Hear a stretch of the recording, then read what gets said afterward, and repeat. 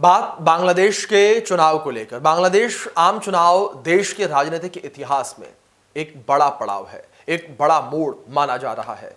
करीब 25 साल के बाद ऐसा लग रहा है कि बांग्लादेश नेशनलिस्ट पार्टी यानी कि बीएनपी सत्ता के सबसे नजदीक मानी जा रही है। लेकिन तस्वीर उतनी सीधी नहीं जितनी पहली नजर में दिखती है। चुनावी माहौल में उत्साह है, अनिश्चितता है और सबसे अहम बात यहां पर यह कि इस बार कोई भी दल बिना मजबूत सामाजिक समर्थन के सरकार बनाता नहीं दिख रहा।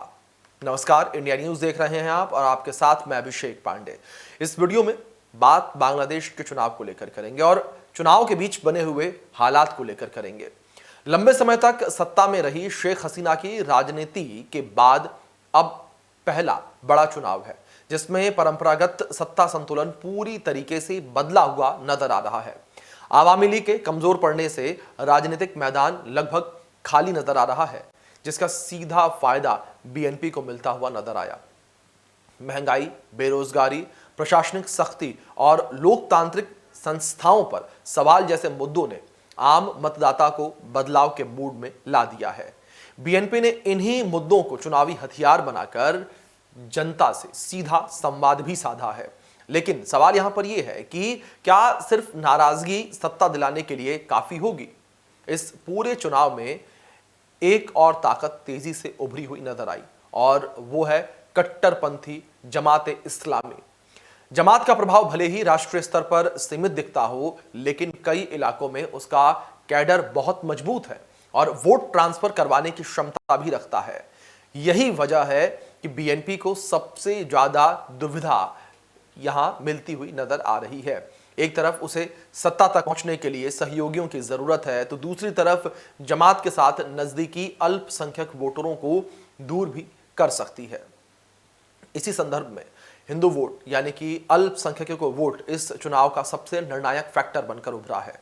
बांग्लादेश की कुल आबादी में हिंदू समुदाय भले ही अल्पसंख्यक हों, लेकिन कई संसदीय क्षेत्रों में उनका प्रभाव निर्णायक है। अब तक ये समुदाय जो है वो आवामी लीग के साथ खड़ा हुआ नजर आ रहा था, क्योंकि उसे सुरक्षा और प्रतिनिधित्व का भरोसा वहीं से मिलता हुआ नजर आ रहा था। लेकिन जो मौजूदा हालात हैं, इस हालात में जब आवामी लीग राजनीतिक रूप से कमजोर है, उसे बैन कर दिया गया है, तो हिंदू वोट एक तरह से फ्री फ्लोटिंग हो गया है। बीएनपी अगर इन मतदाताओं का भरोसा नहीं जीत पाती है तो उसके लिए पूर्ण बहुमत का सपना अधूरा रह सकता है, यानी कि सरकार अधर में रहेगी।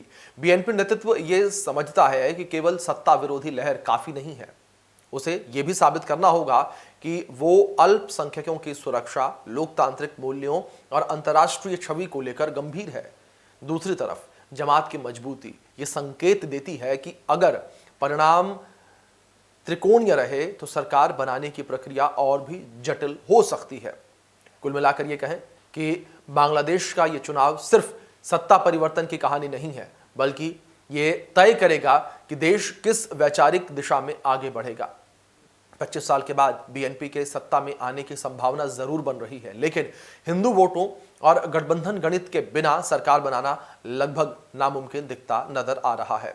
यही वजह है कि ये चुनाव जितना ऐतिहासिक है उतना ही नाजुक और निर्णायक भी माना जा रहा है।